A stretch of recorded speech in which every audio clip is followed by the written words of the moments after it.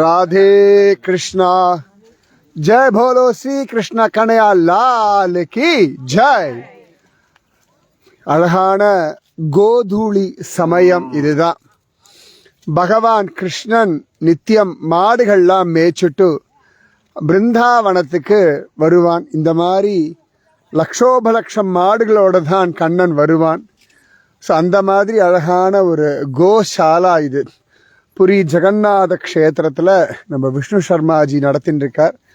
ரொம்ப அழகானதோ பாருங்க, எத்தனை விதமான எல்லாம் இந்த குட்ட ஜாதி மாடு, கிரிஜாதி மாடு, பெரிய காளை மாடு எல்லாம் அதோ வருங்க. இது குஞ்சு பாப்பா அவ்வளோ அழகா இருக்கு.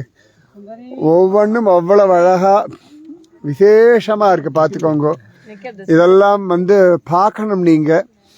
சரியா? இந்த கோமாதா வர வழியில இருக்க முடியாது, இந்த தூசு பறக்கிறது, அதுக்கு பேர் தான் கோதூளின்னு பேரு. கண்ணன் இந்த மாடுகள்லாம் மேய்ச்சிண்டு வரும் பொழுது மாடுகள் முன்னாடி போகும், கண்ணன் பின்னாடி வருவான். அப்ப அந்த சமயத்துல அழகா அந்த மாட்டினுடைய குளம்படியிலேருந்து பறக்கிற தூசி எல்லாம் பகவான் மேல படும். அப்படியே அந்த கோதூளி வாசனையே அத்தனை சிரேஷ்டம். புரியிலிருந்து கொஞ்சம் தள்ளி வழியில வந்தோம்னா இந்த சுரபி கோசாலா இருக்கு.